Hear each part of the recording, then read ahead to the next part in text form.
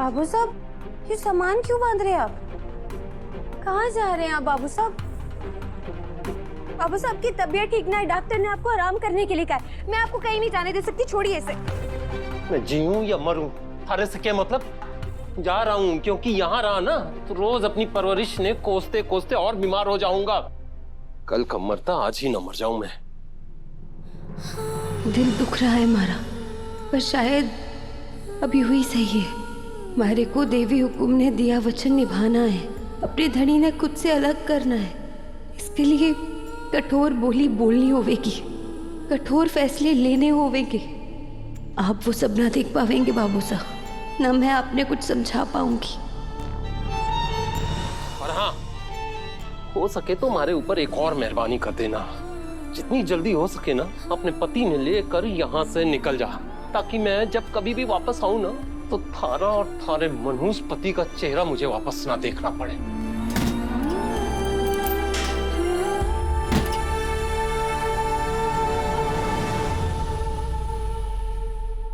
हमारे जो इन्वेस्टर्स हैं वो मासा, एक बैड न्यूज़ है। ये देखिए, हमारी कंपनी के शेयर्स गिरते जा रहे हैं। मार्केट में ये न्यूज़ है कि इन्वेस्टर्स अपना पैसा बाहर निकालने की प्लानिंग कर रहे हैं। पर अभी ये सब अचानक कैसे हो रहा है? अचानक कुछ भी नहीं हुआ है पापा साहब।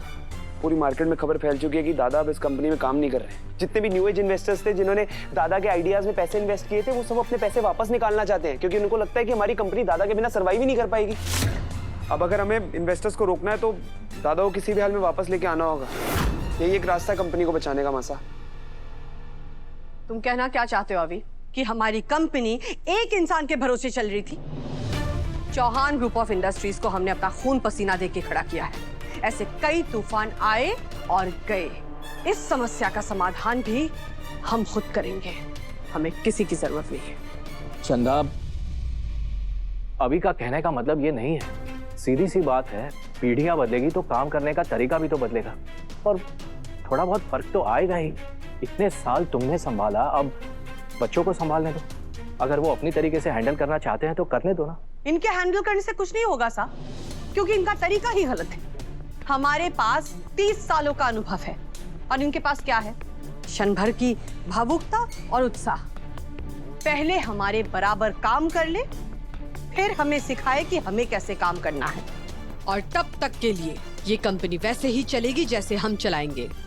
कल हमारे सारे इन्वेस्टर्स के साथ एक अर्जेंट मीटिंग रखो, हम खुद उनसे बात करेंगे। और हाँ, अब इस मुद्दे पर देव का नाम कोई नहीं लेगा।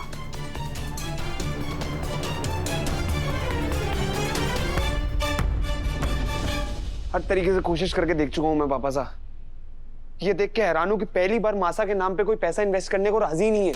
उन्हें सिर्फ और सिर्फ दादा चाहिए। अब कल अगर हमारी प्राइम इन्वेस्टर्स वाली मीटिंग में दादा नहीं हुए ना, तो वो अपना पैसा भी बाहर निकाल सकते हैं हमारी कंपनी में से। उसका क्या होगा?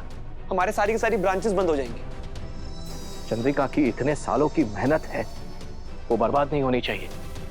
मैं तुम्हारे साथ हूँ बेटा, और वैसे भी तुम जिम्मेदारी लेने के लायक हो गए हो। इसलिए अगर तुम्हें लगता है कि कल की मीटिंग में देव का होना जरूरी है तो बुला लो उसे। थैंक यू, मैं अभी दादा को फोन करता हूँ।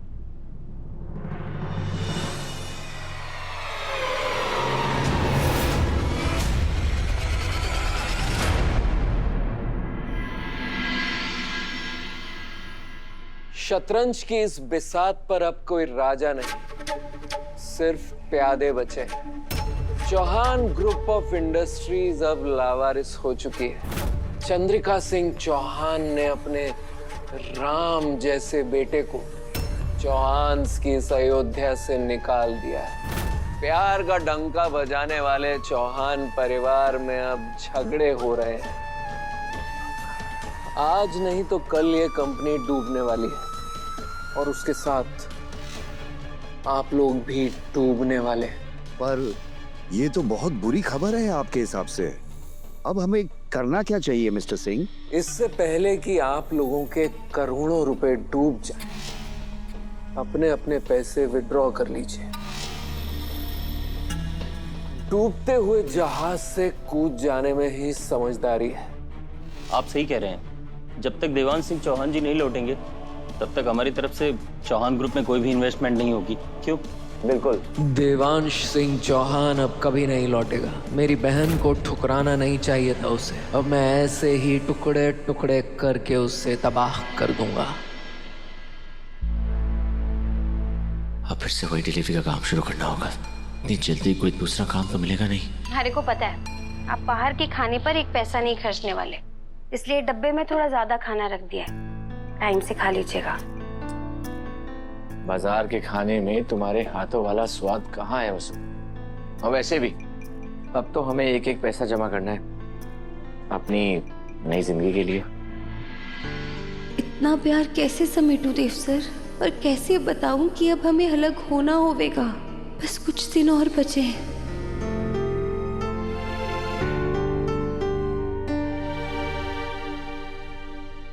क्या बात है, आज मेरी पत्नी को मुझ पे कुछ ज्यादा ही प्यार आ रहा है। लगता है आज बाहर जाने का प्लान कैंसिल करना पड़ेगा। अगर मैं प्यार जताऊंगी तो आप काम पर नहीं जाएंगे, ऐसे कैसे चलेगा? एक बार फिर से गले लगाओ, फिर बताता हूँ कि कैसे चलेगा। लगाऊंगी, 100 बार लगाऊंगी, 1000 बार लगाऊंगी। खड़ी हैं आप हमारे, आप पर पूरा हक है हमारा। किसी का डर है के? मेरी वसु अब मेरी है, जन्म जन्म के लिए। आप दोनों को किसी की नजर ना लगे, मेरी तो बिल्कुल ना लगे। नजर लग चुकी है अभी सर, सब खत्म होने वाला है। तो यहाँ सॉरी। तुझे तो ऑफिस जाना था ना? हाँ दादा, वो मैं ऑफिस ही। क्या हो गया अभी सर? आप बैठिए ना, बैठकर बताइए बात क्या है। वही बात करने आया था, हमें आपकी जरूरत है दादा। अभी मैं हमेशा तेरे साथ हूँ, बोल क्या करना है? दादा पूरी मार्केट में ना नेगेटिव बातें फैल रही हैं, स्पेशली हमारे इन्वेस्टर सब लोग बैकआउट कर रहे हैं। उनका कहना है कि अगर देवांश सिंह चौहान कंपनी से नहीं जुड़े हुए हैं तो उन्हें कंपनी में इन्वेस्ट ही नहीं करना। सब लोग अपनी इन्वेस्टमेंट वापस लेने की बातें कर रहे हैं। तो अभी मार्केट में ऐसी बातें चलती रहती हैं। तो एक काम कर, मासा की मीटिंग इन्वेस्टर्स के साथ करा दे। मुझे पता है मासा सब संभाल लेंगे। यार दादा इतना आसान थोड़ी है, ये सब हमारे ना न्यू एज इन्वेस्टर्स हैं। ये मासा के ट्रेडिशनल तरीके में पैसा इन्वेस्ट करना ही नहीं चाहते हैं। इन्हें फ्यूचर में इन्वेस्ट करना, और कंपनी का फ्यूचर आप हो। कल इन्वेस्टर्स की मीटिंग रखी है मासा ने, अगर आप उस मीटिंग में नहीं हो ना तो सब खत्म हो जाएगा दादा। आपको उस मीटिंग में आना होगा यार। नहीं अभी मासा मुझे ऑफिस में नहीं चाहती, और मैं ऐसा कुछ नहीं करूंगा जो मासा मुझसे नहीं चाहती। दादा ये हमारी कंपनी के फ्यूचर का सवाल है। वो कंपनी जिसको मासा ने अपने बलबूते पे स्टैंड किया है, जिसे आपने आगे बढ़ाया है। आपको आना ही होगा, मासा चाहे या ना चाहे, हमें आपकी जरूरत है। एक सक्सेसफुल बिजनेसवुमन होने के नाते मासा भी इस बात को मानती हैं, बस अपने ईगो के चक्कर में आपसे आगे बात नहीं कर रही हैं। और अगर कल की मीटिंग ठीक नहीं गई ना तो हमारे कई प्लांट बंद हो जाएंगे, सैकड़ों लोगों की नौकरी चली जाएगी। आप ये चाहते हो क्या? नहीं, हमारे लोगों की नौकरी नहीं जानी चाहिए, वो हमारा परिवार है। हम उन्हें ऐसे बेसहारा नहीं छोड़ सकते। वही तो मैं आपको कह रहा हूँ दादा, हमें आपकी जरूरत है।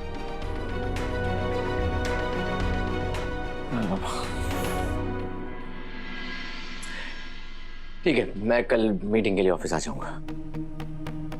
थैंक यू दादा, आपने बहुत बड़ा स्ट्रेस दूर कर दिया यार। मैं निकलता हूँ।